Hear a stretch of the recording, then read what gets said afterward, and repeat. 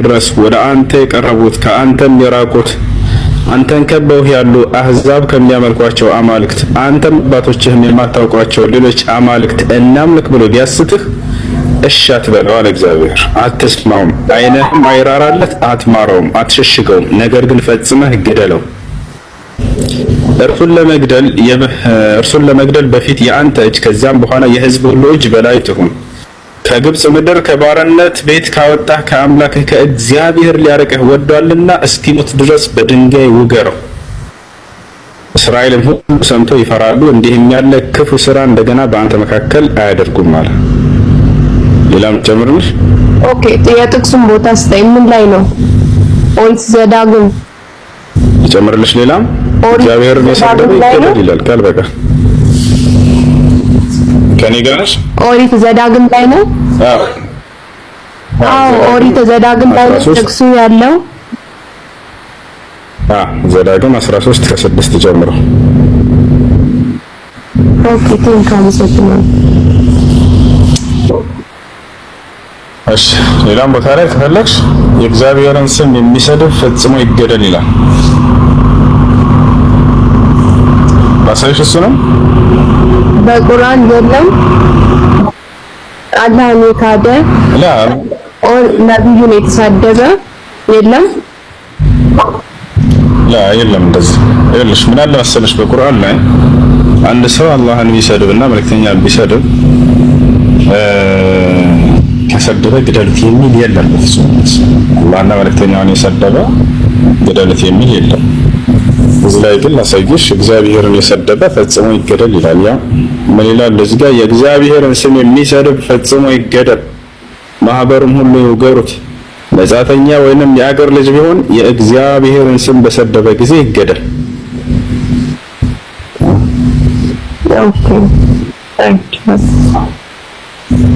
እሺ በሙስሊም ማለት ነው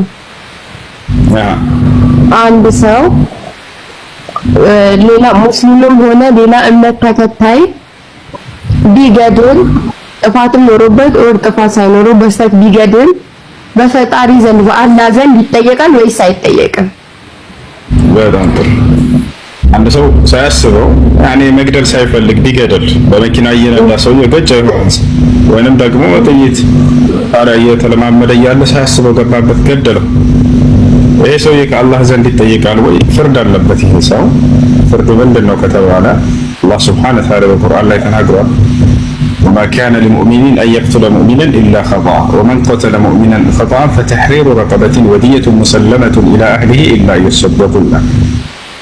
አን አንድ ሰው ሌላን ሰው በስህተት ካልሆነ በስተቀር አውቆ ሆን ብሎ ሊገድለው አይገባም ማለት። በስህተት ግን እንዳጋጣሚ ከገደለው ምን ይደረጋል? አላህ ይሄን ሰውዬ ግደሉት አይደለም ያለው። ምንድነው ያለው? ለቤተሰቦቹ የሚሰጥ ካሳን ይስጣል። ቤተሰቦቹ ወይንም የሟች ቤተሰብ ሄደው ይሄንን ካሳ ይቀበላሉ። ሐቅ አላቸው። አንድ ሰው ገደለ ሰው ቅጣቱ ምንድነው ከተባለ በእስላም መቶ ግናል ነው። መቶ ግናል ለነዚህ ለቤተሰቦቹ ይሰጣል። አንደኛ ይሄ ነው። ሁለተኛ ከአምላኩ ዘንድ ንስሐ ማድረግ አለበት። ሶስተኛ ከሰውየው የሚመጣበትን ጥያቄ ነገ የትንሣኤ ቀን እነዚህን አምላክ ያዘዘው ለቤተሰቡ መካስ ያለበትን እስከካሰ ድረስ ከአምላኩ ዘንድ ንስሐ እስካደረገ ድረስ ያንን ከሰውየው የሚመጣበትን ጥያቄ የሚመልስበትን መልካም ነገር ደግሞ ይሰጠዋል ለሁለታቸው። ያም ተበድሏል፣ ተገድሏል አይደለም። በዚያ ምክንያት አደጋ ሲደርስበት አምላክ አላህ ሱብሓነሁ ወተዓላ በተጎዳበት ልክ የሚክሰውን ምንዳ ይሰጠዋል ነገ የትንሣኤ ቀን ለተጎዳው ሰው።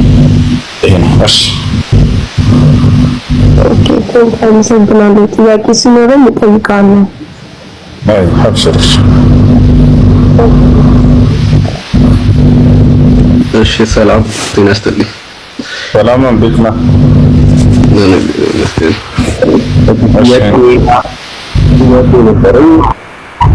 እሺ ልዩ በጠየቀኝ ነው ማለት ነው። እሺ ማስረጃው ከየት ነው? ማስረጃው ምንድን ነው? ኦኬ እንግዲህ ከክርስትና እንደሚታወቀው የክርስትና ማስረጃዎች መጽሐፍ ቅዱስ ነው አይደል? አንድ ሰው ስለ ሃይማኖት መጥቶ ቢጠይቅን የማስረጃ ምንጭ መጽሐፍ ቅዱስ ነው።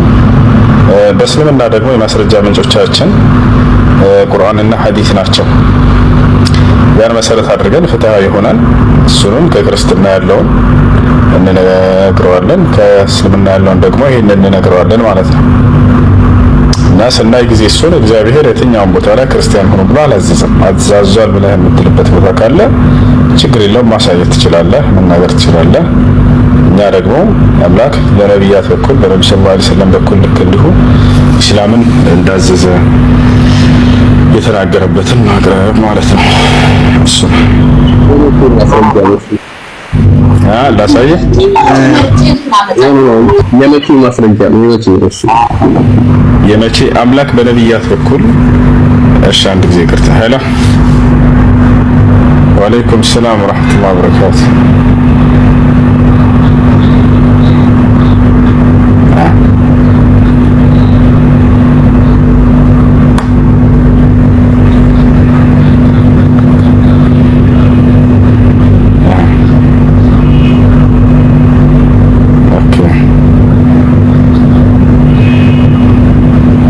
ቀጥታ ኮምቦልቻ ድረስ ያደርሳል።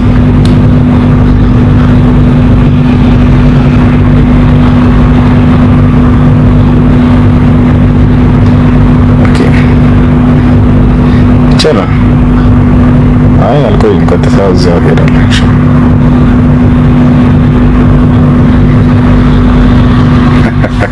ችግር የለም። ከዚሁ ከዱባይ አይገኝም። በቃ እንደሱ ከሆነ በቃ ችግር የለም።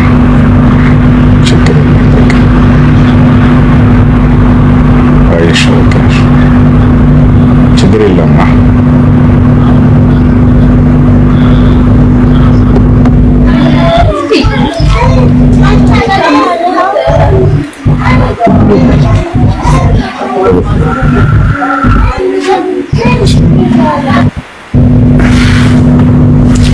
እሺ ምን አልከኝ? ይኸውልህና የመረጃ ምንጮቻችን ስለ እስልምና ከተጠየቀ ቁርአንና ሐዲስ፣ ስለ ክርስትና መጽሐፍ ቅዱስ ከዚህ አንፃር እንትን እያለን አይሽ እኮ መቼ የተጻፈ ማስረጃ ነው? አሁን እኮ መቼ የተጻፈ ነው ወይንስ ከማን ወረደ ነው? ከማን ወረደ ከሆነ ከአምላካችን ከአላህ ዘንድ ነው። መቼ ወረደ? እሺ አንዴ ይወረደው አንዴ ከሚጫው ቦታ አጥር ከሚረብሽ ቦታ መንጋና ያለው ሰደጋ ነው። በጣም ጥሩ። ይህ ቃል ከአምላክ ዘንድ ነው የመጣው ወገናችን። አምላክ ራሱ ነው ተናጋሪው። መቼ ነው ከሆነ ከተባለ የተላከለት ይህ መልእክተኛ ነብዩ ሰለላሁ ዐለይሂ ወሰለም ናቸው። በእርሳቸው ጊዜ ነው የወረደላቸው። ከማን ዘንድ ከተባለ ከአምላክ ዘንድ። አምላክ ጊዜ ገደብ የለውም። ስለዚህ ስላለፉትም ሁሉ የሚያውቅ የሆነ አምላክ ራሱ እሱ ነው ተናጋሪው። ነብዩ መሐመድ ሰለላሁ ዐለይሂ ወሰለም ከራሳቸው ቢሆን የዛኔ እንዴት ስላለፉ ልታውቅ ቻልክ እንላለን። ነገር ግን ራሱ አምላክ እሺ በክርስትና ኢየሱስ ክርስቶስ ከተወለደ በኋላ ነው እስልምና የመጣው። ከዛ በፊት ስለነበረ ምንም ማስረጃ አለ። ሌላው ደግሞ አትከላክል። ስለ መምጣት ስለ ነብያቶቹ ስለ መምጣት ከሆነ መሲሁ ይበልጣቸዋል። ይሄ እናምናለን። መሲሁ ከነብዩ መሐመድ ሰለላሁ ዐለይሂ ወሰለም በፊት ነው የመጣው። ስለ መጽሐፉ ከሆነ ይህ ቃል የመጣው ከማን ዘንድ ነው ከሆነ ከአምላክ ዘንድ እንጂ ከነብዩ መሐመድ አይደለም ሰለላሁ ዐለይሂ ወሰለም። እርሳቸው ቢሆኑ ተናጋሪ እያልኩህ ነው። ከእሳቸው በፊት የነበረውን እንዴት ልታውቅ ቻልክ ብለን እንይዛቸዋለን፣ እንጠይቃቸዋለን። ነገር ግን የእርሳቸው አይደለም። አምላክ ራሱ ነው ይሄንን ቃል የገለጠላቸውና የነገራቸው። እሱ ደግሞ ኢና አውሐይና ኢለይከ ከማ አውሐይና ኢላ ኑሕን ወነቢይነ ሚን ባዕዲህ ይላል። ሙሐመድ ሆይ ከአንተ በፊት ከኖህ ጀምሮ ለነ አብርሃም፣ ለነ ኢስሐቅ፣ ለነ ያዕቆብ ስገልጥ እንደነበረው እነሆ ዛሬ ለአንተ ገለጥኩልህ ቃሌን ይላቸዋል። ያርን ስለዚህ ራሱ አምላክ እንጂ ተናጋሪው እርሳቸው አይደሉም። የዛኔ ነብያቶች ምን እንደነበሩ እምነታቸው ሁሉ ይገልጽልናል። ይሄ ነገር በእኛም ላይ ተገልጿል። እምነታቸው አምላክ ራሱ የገለጠው ቃል ነው የምትለይ ከሆነ አብሽር፣ በዛው መቀጠል ትችላለህ። እግዚአብሔር ክርስቲያን ሁኑ ብሎ የገለጠለት አንድ ነብይ ያለው ወይንስ የለም? መጽሐፍ ቅዱስ ላይ ከመጽሐፍ ቅዱስ እንጂ ከሌላ አንጠይቀም ነው። አብሽር አዎ በልጅ ልጅ ተወልዶ እንደሚያደርግ እንዲህ የሚያስሉ ማስረጃ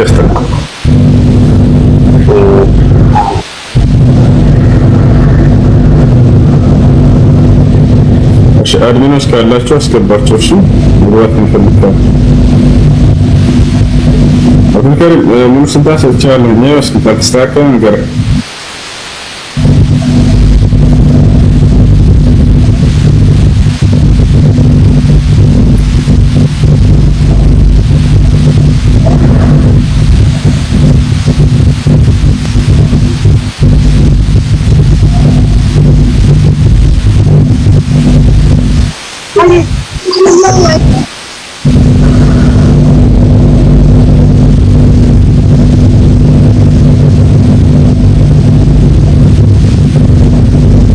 عليكم ورحمة الله وبركاته. وعليكم السلام ورحمة الله وبركاته. السؤال ጥያቄ አለኝ። በመጀመሪያ ደረጃ ጀግናና ጎበዝ ነህ። በጣም ነው የምናደንቅ፣ በጣም ነው የምንከታተል። ወላሂ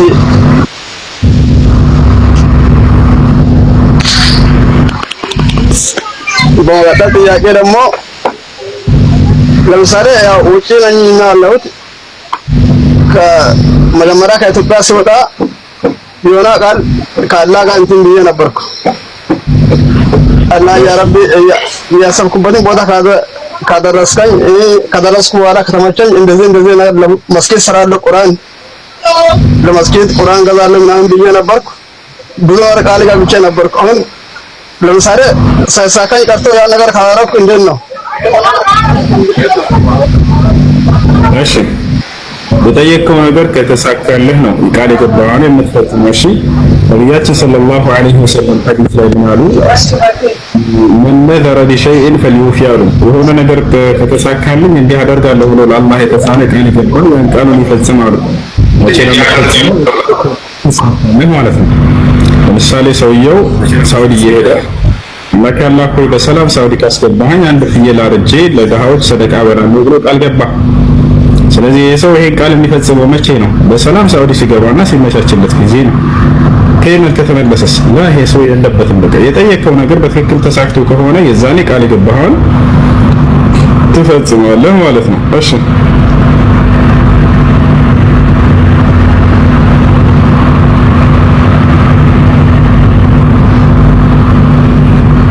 ጥያቄ ያለ ይቀጥል።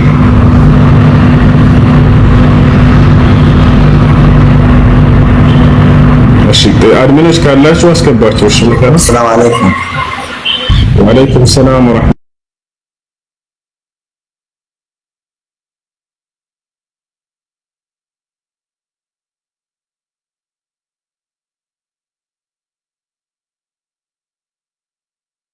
ነገር ልጠይቅ ነበር።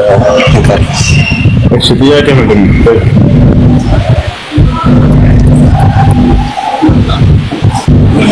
እሺ ያው እንደምናውቀው ዲናችን በሙስሊምና በአምስት ነገሮች የተገነባ ነው። ነብያችን እንደነገሩን ቡኒ ኢስላሙ ዐላ ኸምሲን እንደነገሩንና እዚህ ጋር ግራ የገባኝ እኔ ከኛ ማለትም ከነብያችን በፊት የነበሩ ኡመሞች ይህ እንትን እነሱ ላይ ይሰራ ነበረ። ማለትም ረሱላችን ለኛ የነገሩን እስልምና በአምስት ነገሮች ተገንብቷል ብሎ የሚሰራው ነገር ከነብያችን መሐመድ ሰለላሁ ዐለይሂ ወሰለም በፊት የነበሩ ኡመሞች ላይ ይሰራል። ለምሳሌ በቁርአን በተለያየ ቦታ ላይ ነብያቶች ሶላት እንዲሰግዱ፣ ጾም እንዲጾሙ ያዙ ነበረ ኡመማቸው ማለት ነው። እና ይሄ እነሱ ላይ ከሰራ ከነብዩላህ ኢብራሂም በፊት የነበሩ ኡመሞች ምንድን ነበር ሐጅ ጠዋፍ የሚያደርጉ? ማለትም ሐጅ ማድረግ አንደኛው የእስልምና መሰረት ስላለ በነብዩላህ ኢብራሂም ኡመም በፊት የነበሩ ህዝቦች ምንድን ነው ጠዋፍ የሚያደርጉት ነው። ቢላህ እሺ መልካም በጥያቄ ነው የጠየቀው። ነብያቶች ሙስሊሞች ከሆኑ የእስልምና መሰረት ደግሞ እንደሚታወቀው አምስቱ የእስልምና መሰረቶች አሉ። ቡኒየል ኢስላሙ ዐላ ኸምስ ሸሃደቱ አን ላ ኢላሀ ኢለላህ ወአነ ሙሐመደን ረሱሉላህ ወኢቃሙ ሰላህ ወኢታኡ ዘካት ወሰውም ረመዳን ወሐጅ በይቲላሂል ሐራም መን ኢስተጣዐ ኢለይሂ ሰቢላ ይሉናል። ስለዚህ እነዚህን አምስቱ መሰረቶች ነበሩባቸው። እንዴት አድርጉት ልጆች ባካችሁ። እነዚህን አምስቱን የእስልምና መሰረት ቀደምት ነብያት ይፈጽሟቸው ነበር ወይ? አዎ በደንብ ይፈጽማሉ። አሁን ግን የጠየቀው የመጨረሻውን ሐጅ የሚለውን ነው። ሐጅ ደግሞ እንደሚታወቀው ካዕባ የተሰራው ልጅ ያሰበው መቼ ነው? በኢብራሂም አለይሂ ሰላም ጊዜ ይመስላል። አይደለም። ከኢብራሂም አለይሂ ሰላም በፊት ጀምሮ ገና ከአደም ጀምሮ ነበር ካዕባ። ወታል ኢብራሂም እና እስማኤል ምንድነው ያደረጉት? የማደስ ስራ ነው የሰሩት። እሺ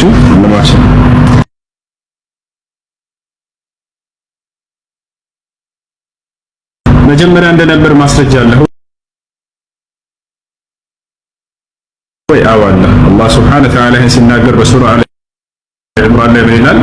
ኢነ አወለ በይቲን ውዲዐ ሊናሲ ለለዚ ቢበከተ ሙባረከን ወሁደን ሊልዓለሚን።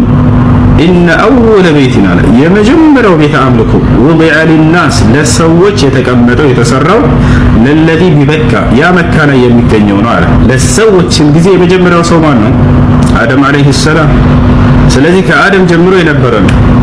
ሙባረከን ወሁደን ሊልዓለሚን ለዓለማት ሰዎች አቅጣጫ ሲሆን ደግሞ እያለ ተናገረ። አቅጣጫ የሶላት አቅጣጫ ይሆን ዘንድ ነው። ስለዚህ ከዚያን ጊዜ ጀምሮ ነበር። ሌላ ማስረጃ ለስተህ ከኢብራሂም እና ከኢስማኤል በፊት ለመኖሩ በሱራ ኢብራሂም ላይ የኢብራሂም ምዕራፍ የሚል ራሱን የቻለ ምዕራፍ አለ በቁርአን አይደል? ሱራ ኢብራሂም ላይ ምን ይላል? ኢብራሂም አለይሂ ሰላም ሚስቱን ሀጀርን እና ልጁን ኢስማኤልን ገና ሕፃን ሳለ ኢስማኤል ወደ መካ ወስዶ ባስቀመጠው ጊዜ የዛኔ ካዕባ ነበር። ገና አድጎ ኢስማኤል ሳያድሱት በፊት ማለት ነው። ለዚህ ማስረጃ እዛው ላይ ሲናገር ምን ይላል? ረበና ኢኒ አስከንቱ ሚን ዙርሪየቲ ቢዋዲን ገይሪ ዚ ዘርዕን ዐንደ በይቲከል ሙሐረም ይላል። ረበና ለኢብራሂም ልጄ ሆይ ማነው ጌታ አላህ ሆይ አለ ኢኒ አስከንቱ ሚን ዙርሪየቲ ቢዋዲን ገይሪ ዚ ዘርዕ እኔ ከዘሮች ክፍሎች የሆኑ ሀጀርና እስማኤልን ማለት ነው ምንም አይነት ዘርት ወይንም ደግሞ ሰብል የሌለበት እንደዚህ ፍራፍሬ ምናምን የሌለበት ቦታ ላይ ምድረ በዳ ቦታ ላይ ሸለቆ ላይ አስቀምጫቸዋለሁ ካለ በኋላ عند بيتك المحرم አለ ከተከበረው ቤት ስራ አለ ረበና ሊዩቂሙ ሶላት ከዚያም ጌታ አላህ ሆይ ሶላትን በአግባቡ እንዲሰግዱ አድርግልኝ አለ። ዋና ነገር እዚህ ቦታ ላይ ምንድነው ለነገራችን የፈለኩት عند بيتك المحرم ከተከበረው ቤት ስራ አለ። የዛኔ ገና ኢስማኤል አድጎ ከዚያ በኋላ ከመስራታቸው በፊት ገና እንደወሰዳቸው እዚያ ካዕባ እንደነበር ኢብራሂም አለይሂ ሰላም ተናግረው።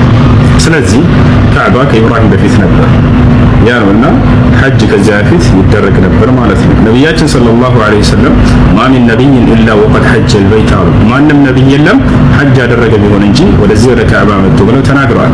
የመጀመሪያው ነብይ ታዲያ ማን ነው? ነብያቶች ሐጅ አድርገዋል ታሉ። የመጀመሪያው ነብይ ማን ነው? አደም አለይሂ ሰላም። سئل رسول الله صلى الله عليه وسلم فقيل له يا رسول الله هل كان آدم نبيا؟ قال نعم كان نبيا مكلما ነቢያችን ሰለላሁ ዐለይሂ ወሰለም ተጠየቁ። ሁዘይፋ ኢብኑ አልየማን የሚባለው ሱሐባ ጠየቃቸው፣ አንተ የአላህ መልእክተኛ ሆይ ለመሆኑ አደም ነብይ ነበርና አላቸው። ነዓም ካነ ነብይን ሙከለም እዚያውም አላህ ቃል በቃል ያናገረው ነብይ ነው ብለው መለሱ። አላህ ሱብሓነሁ ወተዓላ በቀጥታ ያናገረው ነብይ ነው። በአጠቃላይ ነብያቶች ወደዚያ በመሄድ ሐጅን አድርገዋል። ኢብራሂም አለይሂ ሰላም ልክ እንዲሁ ወአዚን ፊናስ ቢልሐጅ ተብሏል። ኢብራሂም ሆይ ሰዎች ሁሉ ወደዚህ ወደ መካ መጥተው ሐጅ እንዲያደርጉ እዘዛቸው ተብሎ ከአላህ ዘንድ ትእዛዝ ወርዶለታል። ከሐጅ ስነ ስርዓት መካከል ወልየጠወፉ ቢልበይቲል አቲቅ ይለዋል። በዚህ በጥንታዊው ቤት ይዞሩ ይላል። ጥንታዊው ቤት ብሎ ይገልጻል። እሺ ሌላ ጥያቄ አለ? ሹክራን አመሰግናለሁ። እሺ መርሐባ። እሺ ሰላም አለይኩም። አልሐምዱሊላህ። አንድ ጥያቄ ነበረኝ። መርሐባ።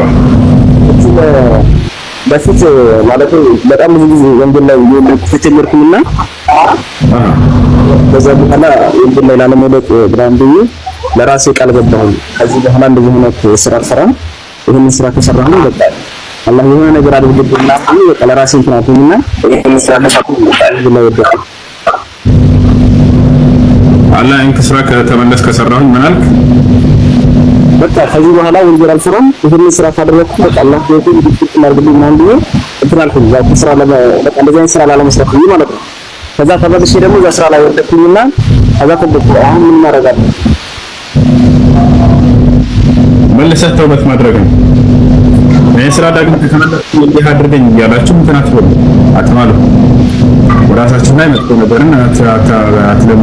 አይሆንም እንደሱ በተጋላይ ነው ዳግም ሊወድቅ ይችላል ወይ ወንጀል ላይ አሁን ሊወድቅ ይችላል ሰው ነው ታዲያስ በቃ እንዴት ወብቺ አላህን ብርታ ጠይቄ ዳግም ተመልሻለሁና አይመረኝም ብላችሁ በዚያው ተስፋ መቁረጥ እንዳትቆርጡ ተቻላችሁ ታቅም ታገሉ ሰይጣን ወደ ስህተት እንዳይወስዳችሁ በዚያ በኋላ አለስ እንኳን ወደዚያ ወንጀል ዳግም ተውበት ንስሐ ነው እንጂ ሰው ማድረግ ያለበት በቃ አይምረኝም አንዴ ብርታ ጠይቄ ብላችሁ እንዳትሸሹ ከአላህ ይሄን ማድረግ ጥሩ አይደለም አይቻልም ሰይጣን እናንተን ከአምላክ ለማራቅ በጣም ይጥራል እናንተ ደግሞ ወደ እርሱ መቅረብ ነው ያለባችሁ ወንጀል በሰራችሁ ቁጥር ተውበት ማድረግ ነው ሰይጣን ወደ ምድር በተጣለ ጊዜ የተናገረው ንግግር ነበር ወዒዘቲከ ወጀላሊከ ለኡድለነሁም ማ ዳመት አርዋሑሁም ፊ አጅሳዲሂም በክብርህና በልቅና ይሁንብኝ አለ ከአላህ ጋር እየተነጋገረ በክብርህና በልቅና ይሁንብኝ አዳምን ልጆች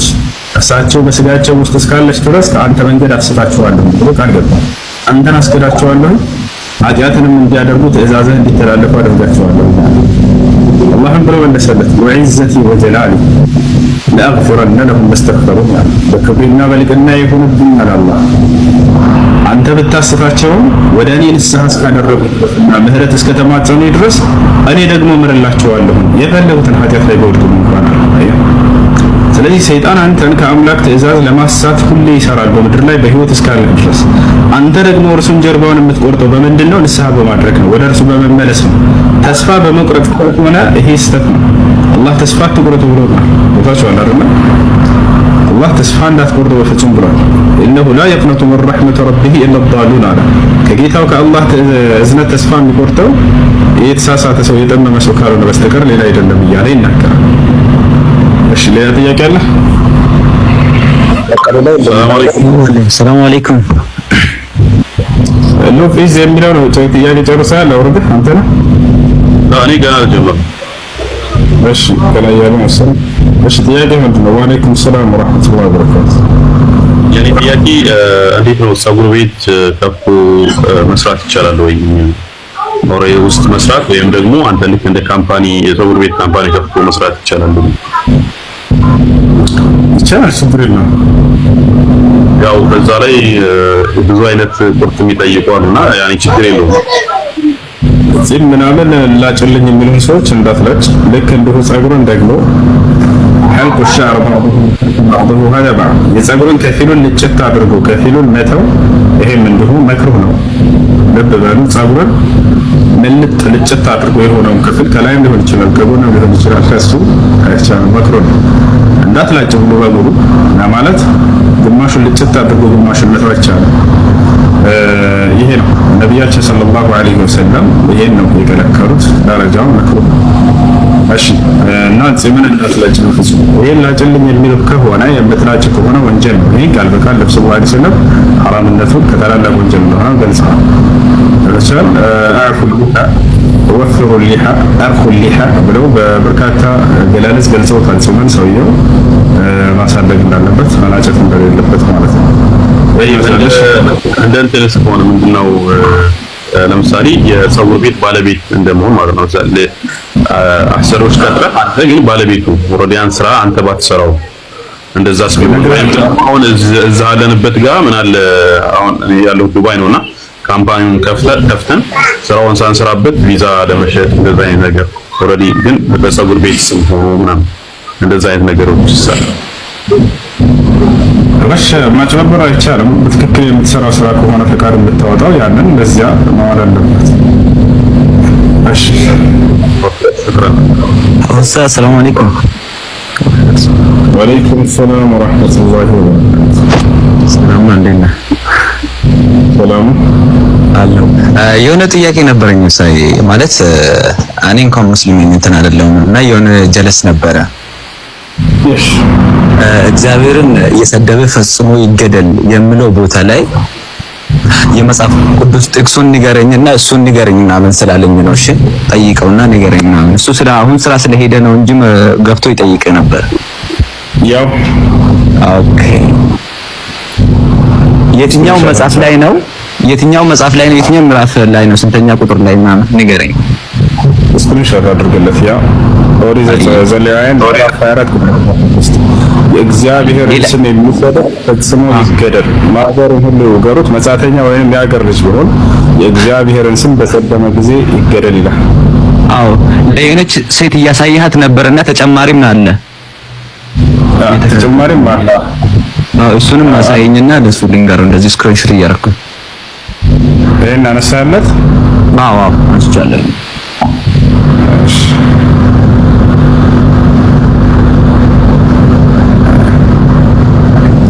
ይሄንንም አንሳለት። ያ ከዚህ ጀምሮ ኦሪት ዘዳግም ምዕራፍ 13 ከ6 ጀምሮ እስከ 11 ድረስ ከመጀመሪያው እንትን አድርግልኝና ስክሪንሾት እያደረኩኝ ነው። እንትን ነው። እሺ ለሰጥሩልህ እንትን እንትን ለማንሳት እንድንች አይ